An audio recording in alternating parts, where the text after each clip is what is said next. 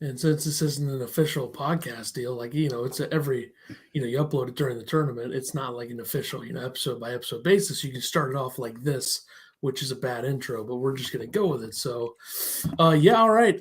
This is the Elite Eight preview program. We'll do a Final Four one later this week, I'm sure. We'll probably get a guest or two on that one. But, Sweet 16, there was 8 games? I think we had the same picks, right? That's how it works. Yeah, we did, and we were 4-4. 4-4. Terrible. I know that we went 2-2 each day, so not great. I mean, what can you do? You just we got screwed by Loyola Chicago. They couldn't make a shot. Oral Roberts blew it. Villanova doesn't have the bodies to keep up with Baylor, and I mean, we did get the Oral Roberts thing right, so I don't even know why I mentioned them. But Houston, I don't know why I was riding Syracuse. That was a stupid move. I agree. Oregon let me down, but I still think that I won the Oregon thing because I had them winning against Iowa, which is a win for me. You had them winning one game because they didn't play their first one. Good job. I had them winning the first one though. They would have won the first one. Good let's job, be honest. Ducks. Okay, I guess we just forget. Kept up with them. I think we forget how much Iowa doesn't play defense. And then when Oregon goes out and scores 95 points, you think, oh, wow, they're hot. And then they actually play a defense, long, athletic zone defense, and they couldn't do anything. They made a few runs, but my takeaway is from this tournament, and we're going to get into the games a little bit more in depth here, but my takeaway from this tournament is that the Big Ten has to adjust the way that they play. Like Michigan is fine because they play defense, but they're also pretty good offensively, and they bring in high-end talent. Like I think the Big Ten has to start getting those 5-star guys. And Juwan actually changes up the defense every once in a while. That's the thing is like most of the Big Ten is just straight man-to-man. It doesn't matter. Yeah, and they run their players into the ground, and they lose in March. Correct. It's literally what happened with almost everybody in the Big Ten. I don't think it happened to Illinois or Iowa just because, like, Iowa they don't play defense, like you said. So nobody expected them to even make a run.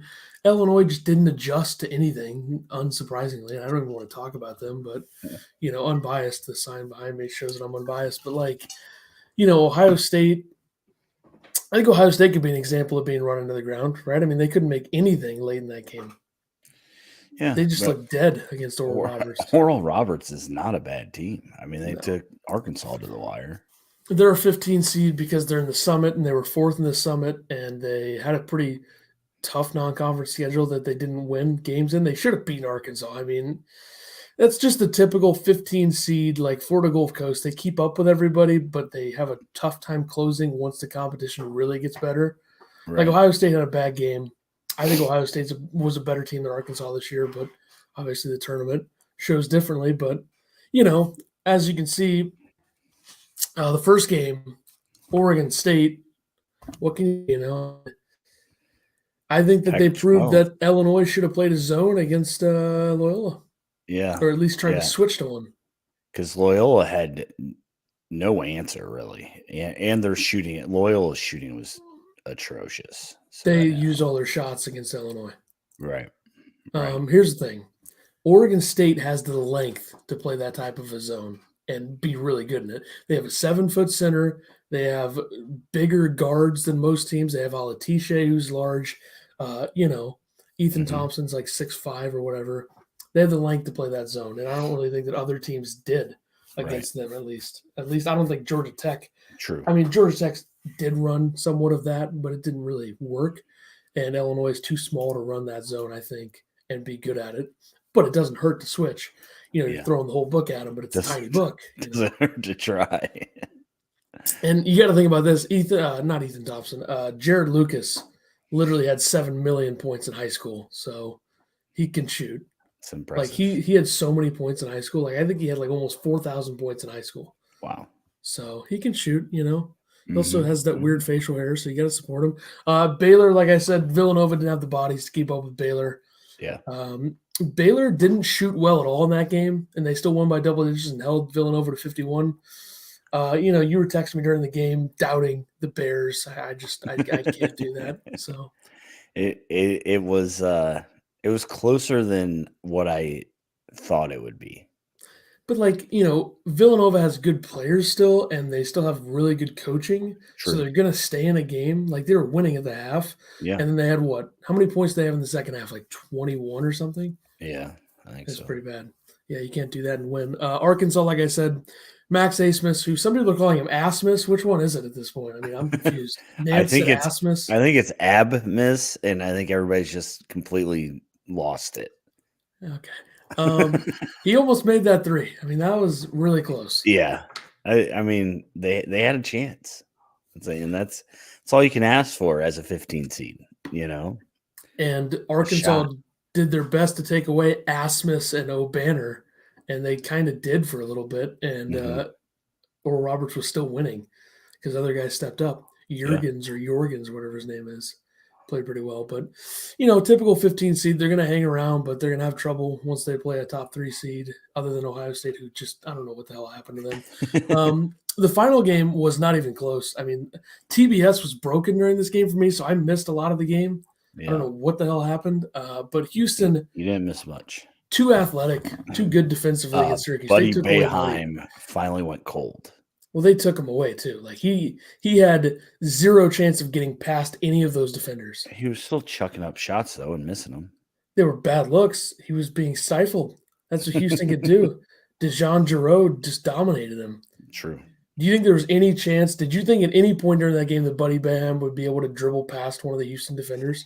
No. Exactly. They killed him.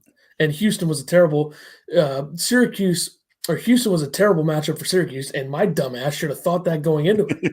I mean, I was just riding the, with Oregon and USC. Well, same thing, except this is even more extreme because, like, Syracuse, they don't have the strength or the athleticism to come anywhere close to Houston and their best players too. Like Buddy Boeheim doesn't scream athleticism to me. And he had trouble. Joe Girard, same thing.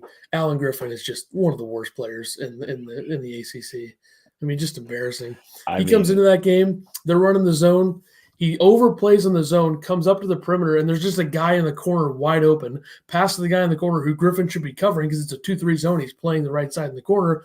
3 goes in. Next possession, Griffin takes it, air balls a 3. Boeheim talks to him, takes him out. See you later. That was bad. I mean, that was bad. There's only a couple players really showed up. I think Guerrier hit some nice shots for Syracuse, but other than that, it wasn't close.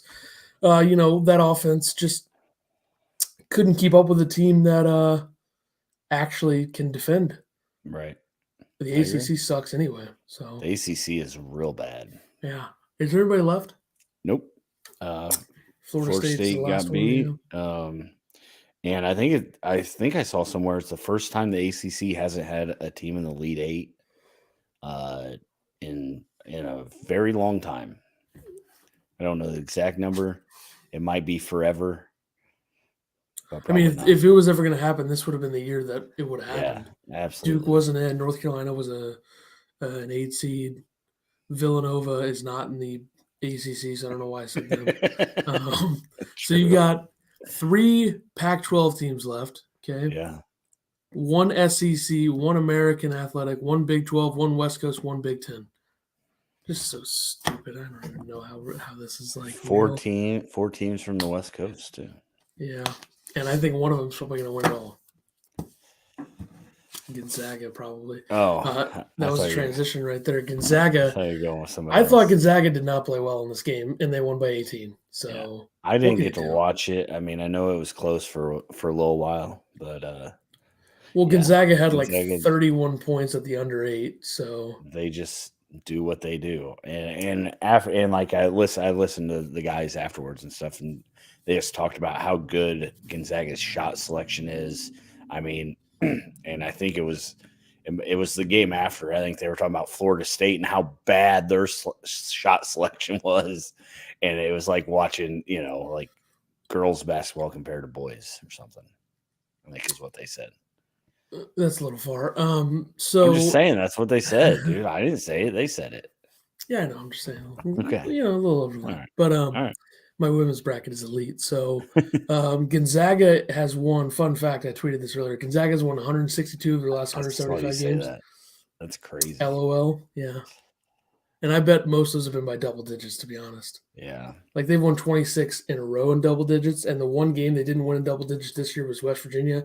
They won by 6, and they had 87 points. So, that's the way it goes. But Elite. they turned the ball over a lot in this game, more than they usually do. They were like really bad from 3. Here's the difference: they were 70% from 2. So they just do what they want, And the fact that their fourth best player hits a lot of shots and had a triple double this season kind of shows you, where they're at. And I do think if there was a team in the West region that was the worst matchup for them, it's USC. So can USC stay within single digits? That's really what I'm thinking about. That's the question. I think it's going to be a good game. I mean, well, you could think that, and then Gonzaga wins by 30. We just don't know. True. Very true. USC doesn't show up. Yeah, I think the biggest blowout, even though I know Houston was pretty dominant, Michigan Florida State never had a chance. It didn't matter. I know you didn't like the officiating, but it didn't matter. I mean, Michigan's a lot better than Florida State. Another one that I overthought. Florida State was really, really bad. And it seemed like every time they would start to do something, the refs would call a crazy charge call and just completely take away momentum. But, it is what it is. You still lose by 20, whatever. It's not the refs' fault that much. So I'll admit to that. I was always worried about Florida State shooting. That hurt them. Yeah. I think their defense is good. They're athletic, and they're young. They got some young players. Scotty Barnes did not have, the type of season that I think a lot of people thought he would. So I was always worried about that. That's just a game I overthought. And I'm not picking against Michigan because I'm a quote-unquote hater of Michigan. Like, I picked them to win in the first and the second round. Everyone thought LSU would beat them. I didn't. So now I pick against them in this one, and I'm an idiot. And maybe I'm going to pick against them in the Elite Eight, so we'll see. So UCLA just beats Alabama. I think Alabama at the free throw line is what killed them here, right? I mean, 11 to 24. Yeah. That's horrible. Terrible for a Herb team. Jones looked like he'd never shot one before. For a team of shooters, I don't know how you can be that bad at the free throw line. Herb Jones free throws. They were what, 5 of 27 of 29 from 3 too. Yeah, but they made the one from half court. It's a whole big thing. Logo. That was great. March. Roll Tide for about 5 seconds, and then they just got dominated. I do wish that he would have missed that, so we could trade that for Asmus hitting that one at the buzzer. That would have been way better. That would have been sweet. But, true. And I saw, we were talking about the foul. I was talking about with friends, and I think you too. But fouling when you're up 3. I did hear UCLA say that they were afraid that they'd catch him in the act of shooting. That's why they didn't foul. I mean, it was a tough, the way that Alabama played that did make it pretty hard to foul. Well, I don't know why UCLA wasn't up on them, but it all is for naught. But I mean, that was they did. It's not like they gave them a wide open look right behind the 3-point line. Like that was a tough shot to hit, and it went in. Right. And Mick said it was on him, and he thanked his players for bailing him out for making a terrible decision. So Mick Cronin's got to be one of the better stories last few years. Everyone hated that hire. Yeah. And I think he's changed the way they wanted to play. The problem with Steve Alford at the end of UCLA was nobody wanted to give effort defensively. And now Mick Cronin has kind of taken a mix of we're not going to overrun players and be super tough type teams like you had at Cincinnati. We're going to play defense, and we're going to be smart about it. We're not going to be insane defensively like his teams usually were at Cincinnati. So, I mean, he's done a good job. I don't think anybody saw them in the Elite Eight. So, yeah. I just I like when everybody's wrong about a hire. That's always a fun one. But USC was a little too much for the Ducks to handle. A lot of length. They made shots. I do think Oregon would have had a chance in this game had they played better defense. And I think if USC wouldn't have hit so many shots, Oregon was in the game. Oregon was making shots. USC for a while there couldn't miss. They were crazy good, and Oregon made some runs, and then they go on a 9-0 run, and then USC would just put it away. Yeah, Tajidi Dagger when they were coming back late. Tajidi was hot, and I think you said that if Tajidi is scoring, then this team is even scarier. So yeah, I mean, I did. That's proper credit. I did say that. Yeah, I said he's the X factor because if Mobley's going to get his, Isaiah Mobley's probably going to get his. If Tajidi starts shooting well, I don't know who's going to beat him other than Gonzaga, and Gonzaga probably will beat him, but we'll get into that later. So I don't think the gap between Oregon and USC is that big. Like, I think Oregon has better guards, but they're just so much smaller. I mean, they beat them by 20 twice. Yeah, but they got off to a 16-0 start in that game. Like, there's no rebounding from that. True.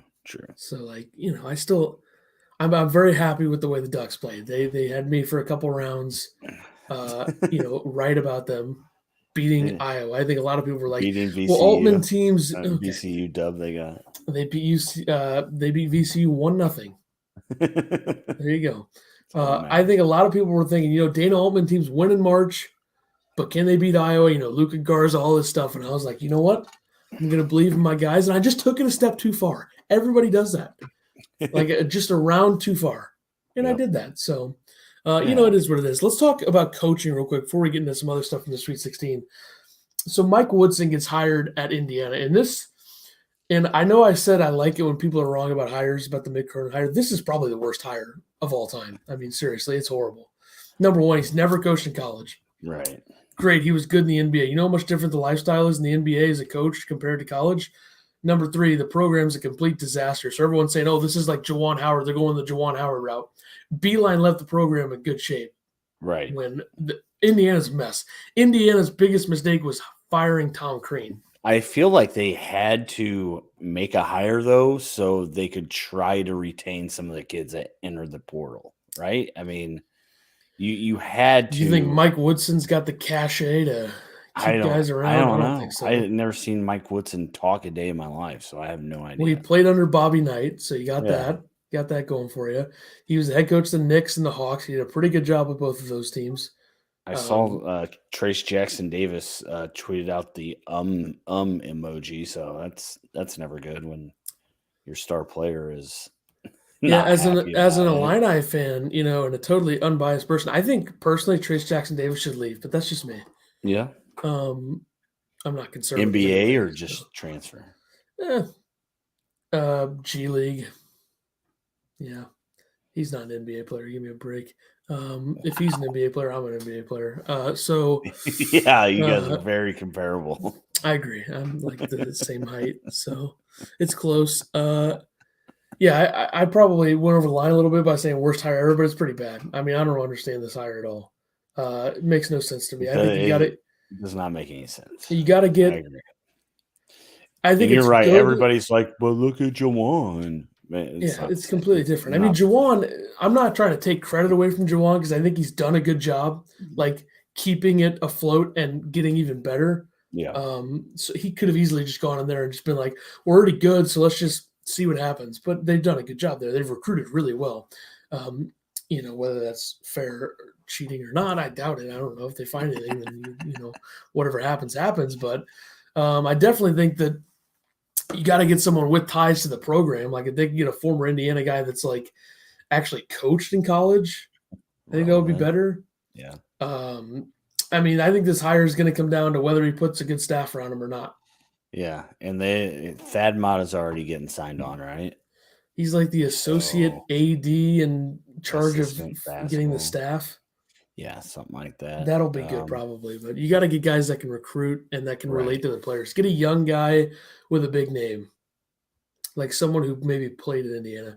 Like, you know, Victor Oladipo is playing for the Heat. They're going to be knocked out in the first round. Bring him on, even though he's like 27 years old and he's a star in the NBA. Bring him on for the summer. And I mean, I guess the craziest thing about it is that he signed a 6-year contract, right? Like, yeah, he's 63 years old, by the way. Yeah, very inspiring hire. By the way, so when they buy him out in 3 years and it costs him $40 million or whatever, because I'll tell you this right now: if UCLA would have lost that game to Michigan State, I would say they're the most overrated program in the country. But it's Indiana. I mean, my God, they haven't been anything for years. They got to a few Sweet 16s with Tom Crean, then fired him, and then got Archie Miller, who's a blithering idiot, and that didn't work. So swing and a miss there. Stupid moves. Yep. It's all, Bobby Knight is the only guy that has done anything there in the last 40 years, and we got to act like, well, they're still a great program, even though they're at the bottom of the Big Ten and haven't made the tournament in like 5 years. Still a great program. One of the best programs, right? Yeah. So the Texas job opening, I think we talked about that already. Mm-hmm. Mike Boynton getting a 7-year extension at South Carolina.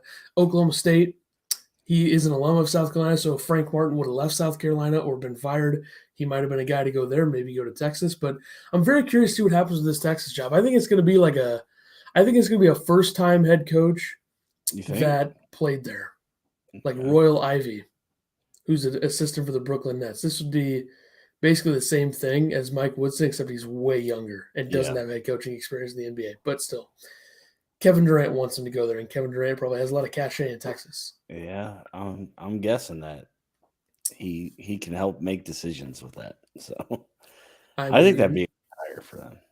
I think they should take Brad Underwood, but that's just me.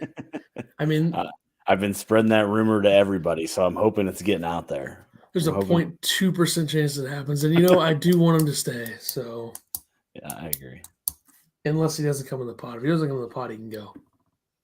But that's a whole different thing, Yeah. So, all right, let's get into the.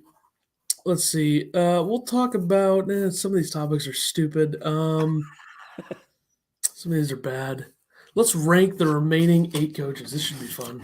Okay. So I wrote them down, and I'm just going to do this once again with the pen. This will be easier. It's only 8. Yeah, this is going to be a lot. 32 players last time. Okay, so I'm just going to do this real quick here. Top of my head. Good. Interesting. Yes. Okay. Nope, that's overrated. Nope. All right. Okay.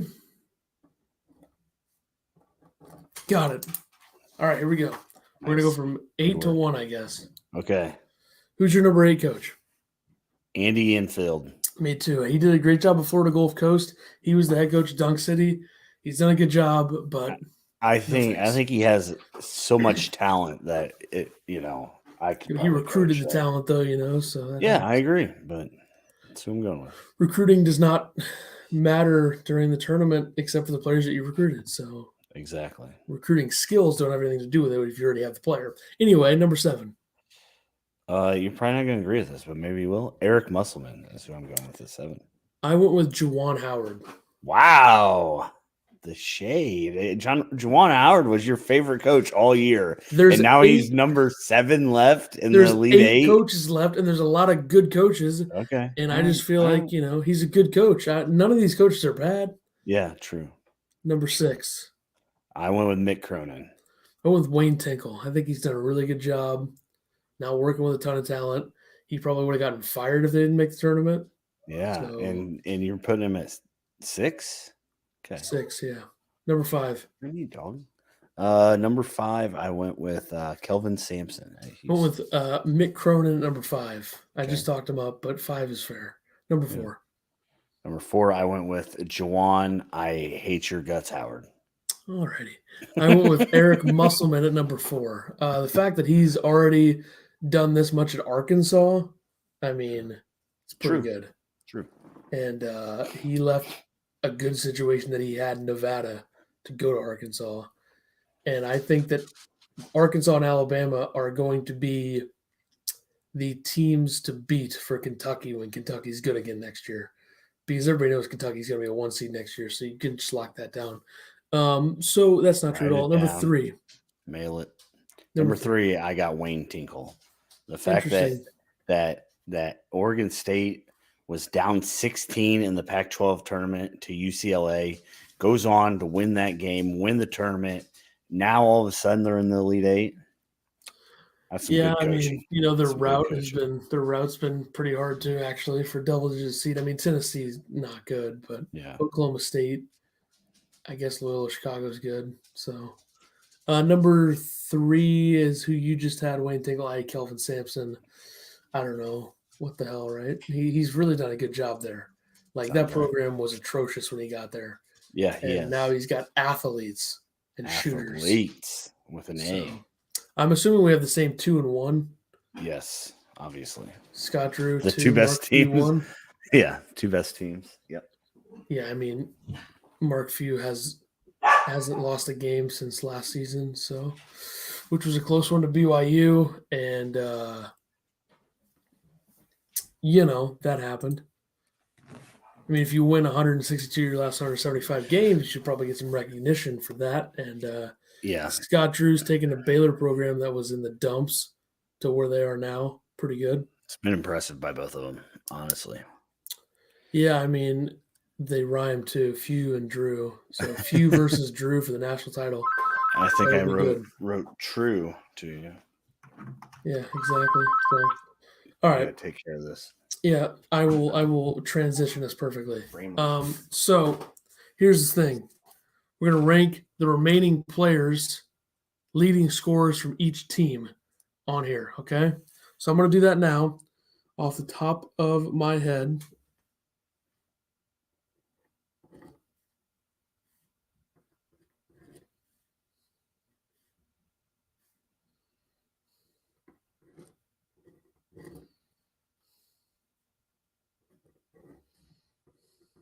All right. I just did that, okay? So when he gets back, we'll do that. But let's talk about what has stood out to me in this tournament. Okay, here's what stood out to me. Every conference other than the Pac-12 is apparently fraudulent. The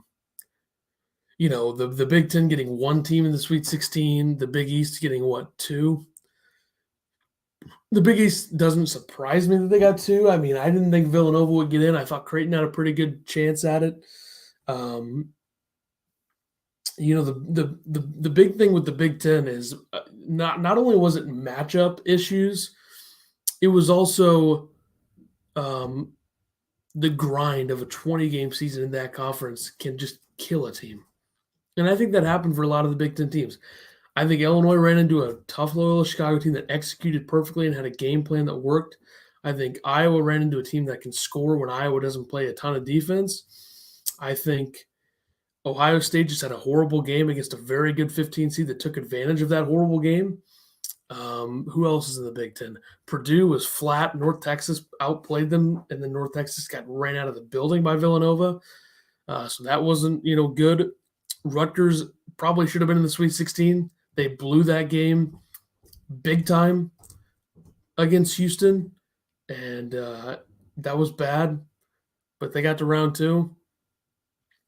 Maryland beating Uconn was a surprising one for me. I thought Uconn was a team that could really do some damage, but they didn't. And Maryland took advantage, but Maryland just got beat up, I would say, in a word. Beat up by the squad from Alabama. And then Michigan State blew that game. Michigan State just didn't have the horses. And now Michigan remains. Will Michigan make it to the Final Four? We'll find out, because we're going to do our predictions here soon, plus talk about the games tonight and tomorrow. And do people out there like the fact that the Elite Eight is on a Monday and a Tuesday? That's a little weird to me. I think Saturday, Sunday was a pretty good window for the Elite Eight as I go full screen as we wait for him to return. It's really hard to transition or stall, I would say, for this long. Especially on a program such as this. It's a difficult, deal, I guess. My official bracket behind me. Thoughts on that, folks? My hair keeps getting ridiculous, more and more ridiculous every day. So that's the thing. My shirt keeps coming down. Jesus. Just got to go like this now. How about that? So if you have any questions, now would be the time to ask. I can answer them because we're not doing anything right now. So throw them over here if you got them. Am I right? I'm really bad at stalling, if you haven't noticed. Like one of the worst of all time at it. So, my bracket's not good. 45 points through 3 rounds. 8 back of the lead. Not ideal. I think I have 2 Elite 8 teams, I think. So, yeah. Holding it down. Really bad stalling by me. That's all right. My bad, dude. Sorry. All right, here we go. We're going to rank the 8 leading scorers on each team. Okay. And I already wrote mine down. So here we go. Oh, good. You don't have to do it off the cuff this time, huh? Number 8. Number 8 player right now. I'm going with Johnny Juzang. That's probably a terrible pick, but that's what I'm going with. Number 8, I went with Johnny Juzang, UCLA. Okay. Not a terrible Very pick. good at Kentucky last year, but yeah, he had a little bit of an ankle injury against Michigan State. He fouled out last night, so I'm not so sure. You know how good he is. We'll see. Number 7. Number 7, I got Ethan Thompson of Oregon State. I also have Ethan Thompson. I think he's very good. He can create his own shot. He can score off the dribble, all that stuff. He does it all. But there's a lot of good guys on this list. Number 6. There are. I went with Quentin Grimes of Houston. That is criminal. I went with Hunter Dickinson. Okay. Dickinson is not even the best player on his own team. Okay. Franz Wagner is the best player in Michigan. Thank you. So there you go. Number 5. I took Hunter Dickinson. So okay. Sorry, I was one Moses off for Moody. you. My bad. Moses Moody. Okay. Moses Moody, Arkansas, big-time stud, but a good defensive team like Baylor with guards that defend as well as they do. Don't know how he's going to play. Number 4. Number 4, I went with Jared Butler of Baylor. I also went with Jared Butler. So Jared Butler's great. I think his defense is slightly overrated a little bit because I think Maceo Teague and Davion Mitchell have been much better defenders this season than him.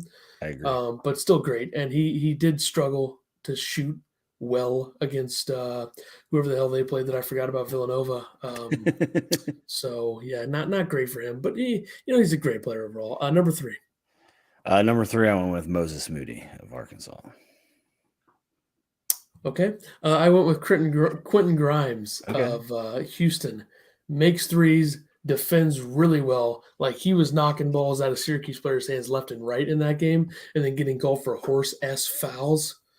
Like, so there was a foul where he knocked the ball out pretty cleanly and they called a foul. Like, that's terrible. Yeah. But he's a really good two-way player. He's developed there. What do you expect? Exactly. That's how it is. It's a ref show every other game. I'm sure we'll have at least one ref show tonight. But, correct. He's developed how he would have developed at Kansas. Like, I think he would have been this good at Kansas if he stayed there. But, he's now the go-to guy at Houston. Would he have been that at Kansas? I don't know. Number 2. Number 2, I got Corey Kispert.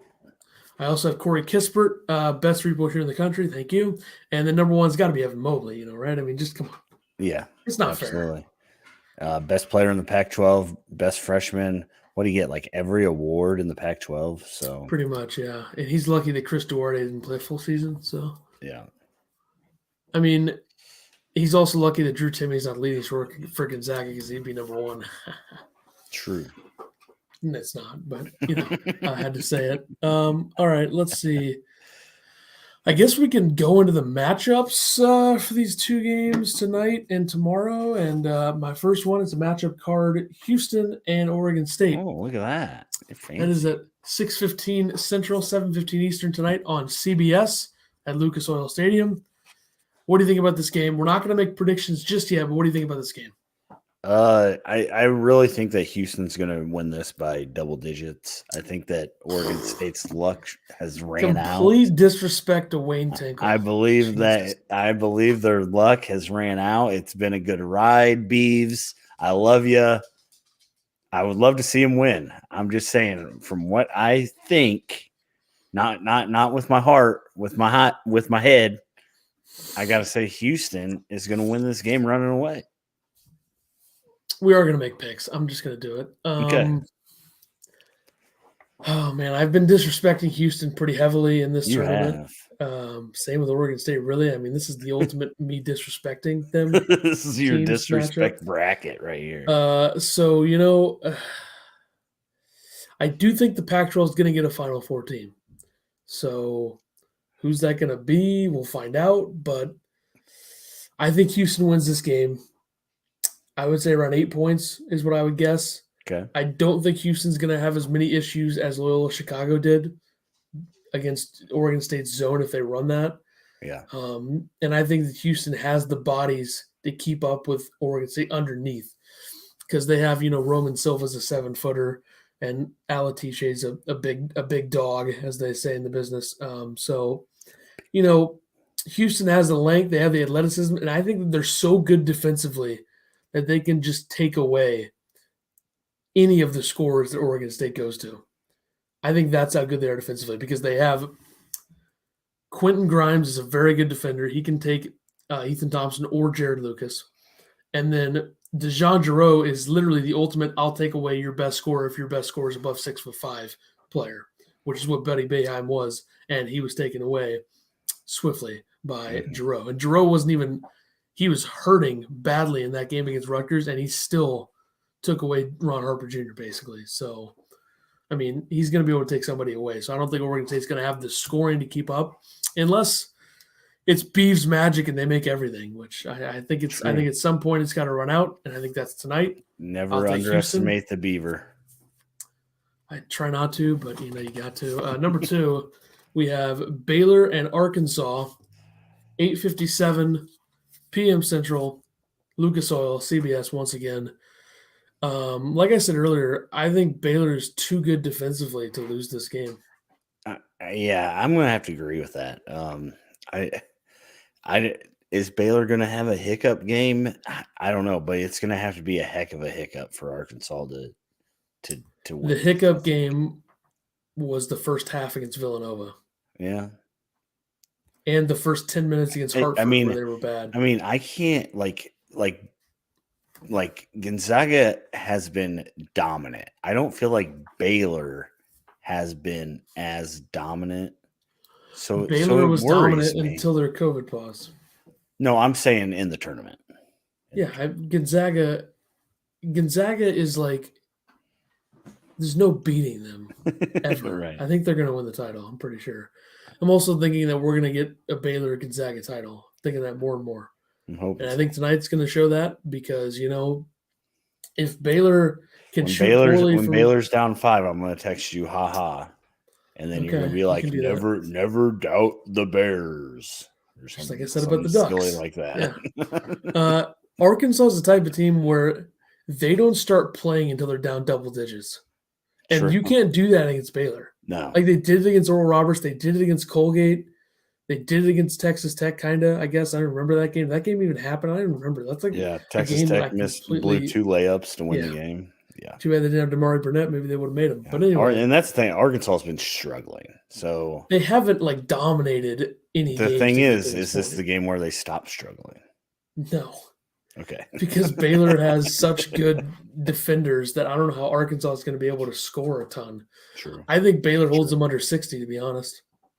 That's how good I think Baylor is. Okay. I don't know who's going to match up against Moses Moody, but if it's Maceo Teague, then good luck.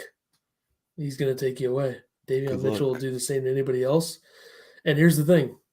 Arkansas is at their best when they have Smith playing the 5, and he's an undersized 5. Baylor has the perfect lineup to defend that because they have Mark Vital who can defend the 5 if that guy's playing the 5. If Baylor will be at their best and take this game over tonight when they have Davion Mitchell, Jared Butler, Maceo Teague, Matt Meyer, and Mark Vital in the lineup. That's how they'll take this game over tonight. So when you see that happening, make sure to, credit me on Twitter when you tweet about it, folks out there. Are we both going Baylor and Houston? I think so. Yeah. So we're bound to get one of those wrong because we're running at about 50%. So I think we're going to go a different way with tomorrow's games. You think? Here we go.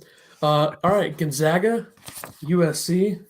Tomorrow, TBS, 6:15, Lucas Oil. Hopefully my TBS actually works so I can watch Gonzaga wipe the floor with USC. I mean, this is going to be a single-digit game, I'm pretty sure. I think Gonzaga wins by about 7, but it'll be close. I think Gonzaga is going to have some problems, but here's the thing with Gonzaga. Corey Kispert really hasn't shot that well in this tournament, and they haven't even blinked. I mean, it hasn't mattered. If he actually has a game where when he hits 5 or 6 threes, they're going to win by 40.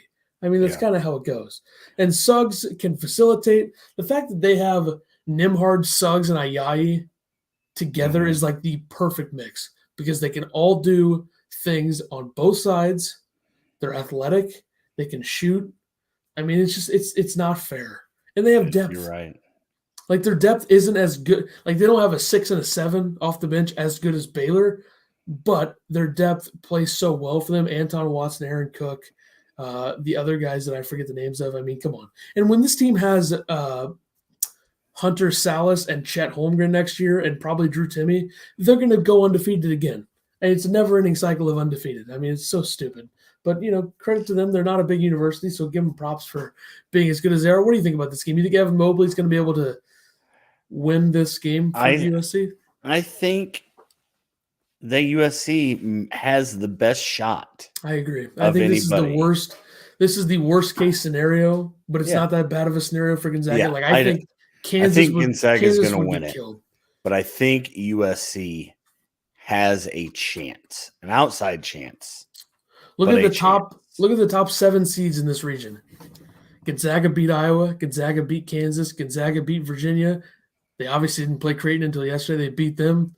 And then Oregon would not have been able to keep up with Gonzaga. So USC's length, I think, can keep them in this game. But I feel like we say this a lot at this point, and it's probably not going to matter. Gonzaga win by 20, but hey, it is what it is, I guess. It should be interesting, though. I think this will be a close game. It'll be one of those games where it's like a 3 or 4 point game in the half, and you'll be like, oh, boy, Gonzaga. And then they'll come out and hoping it's good.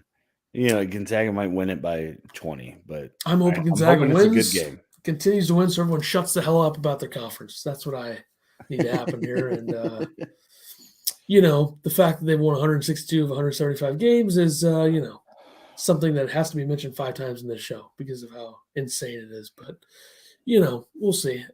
So we're going Gonzaga in that one.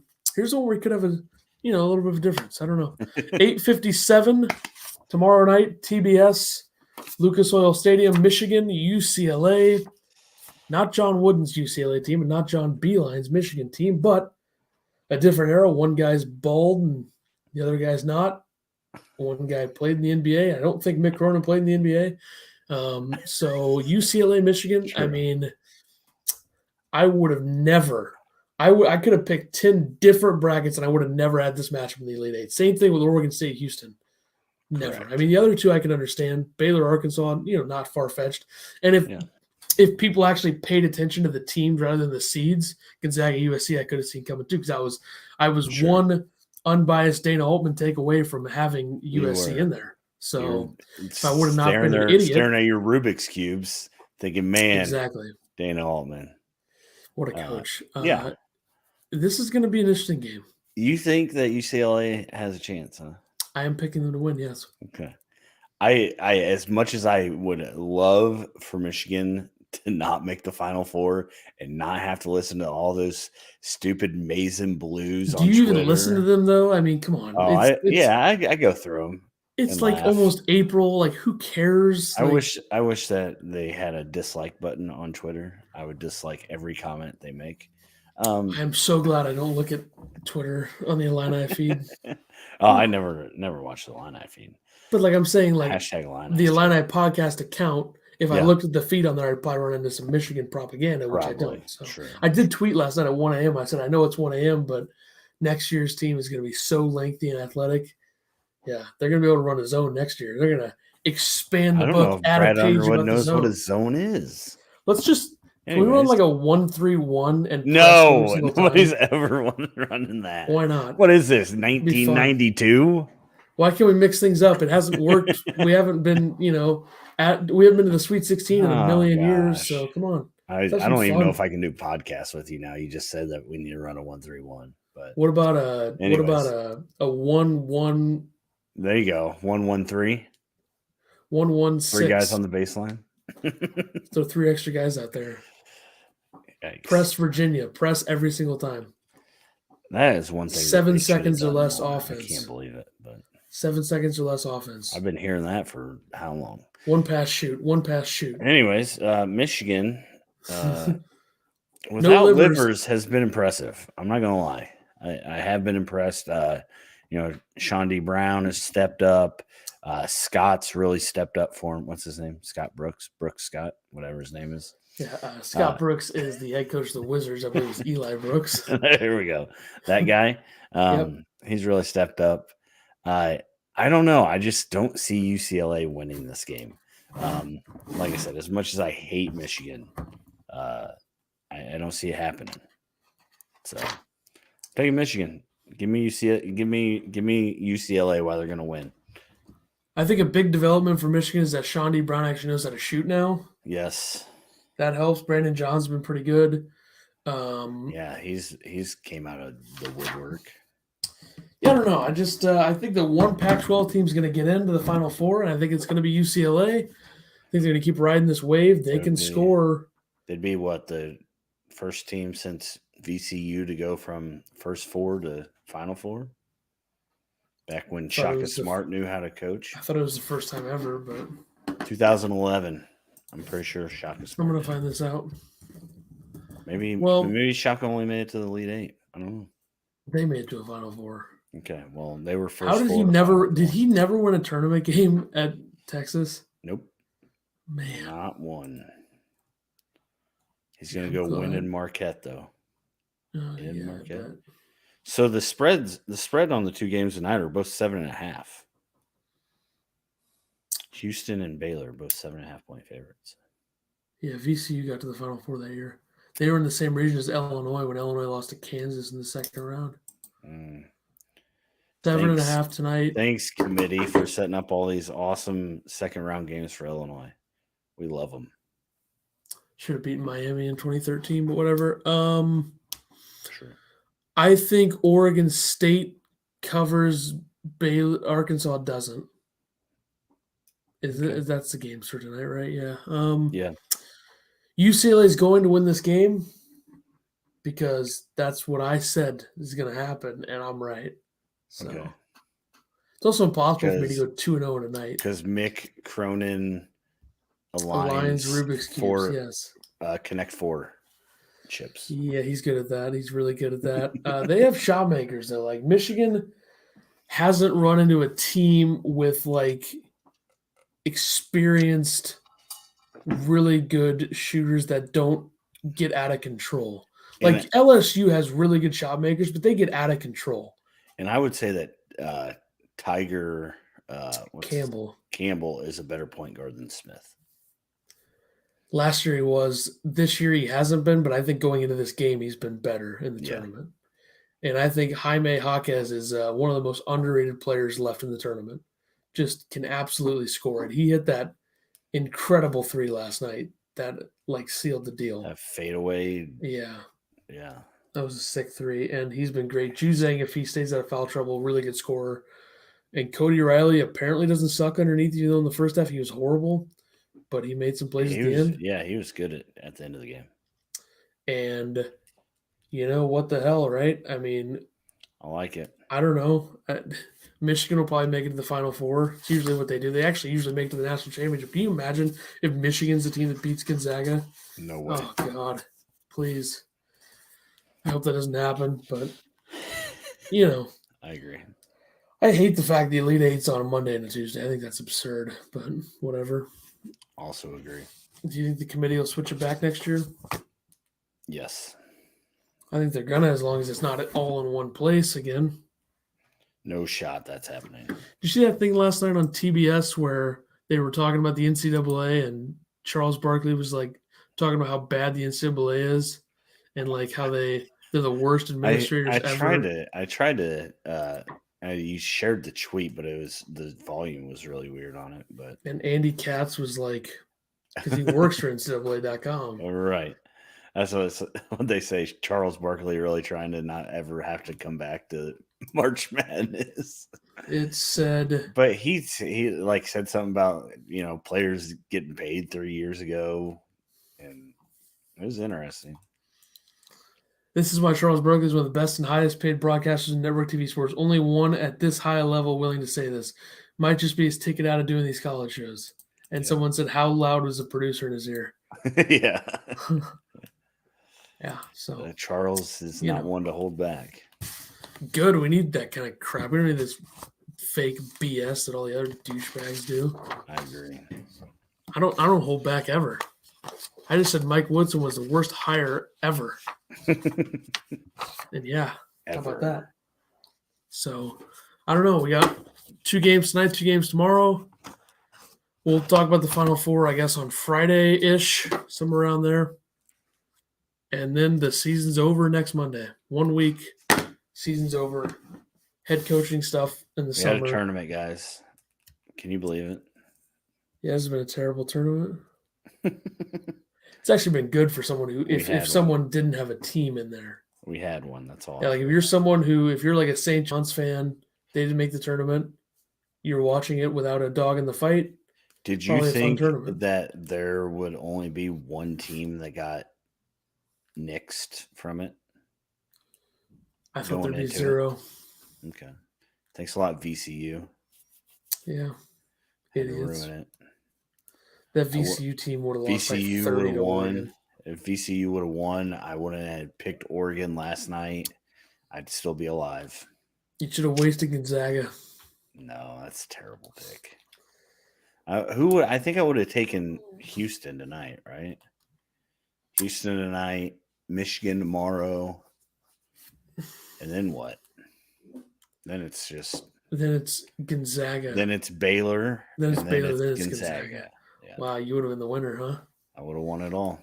How many people are left in that? 4, I think. You had a good run. Yeah, I think it's. I was out in round 2. Yeah, but.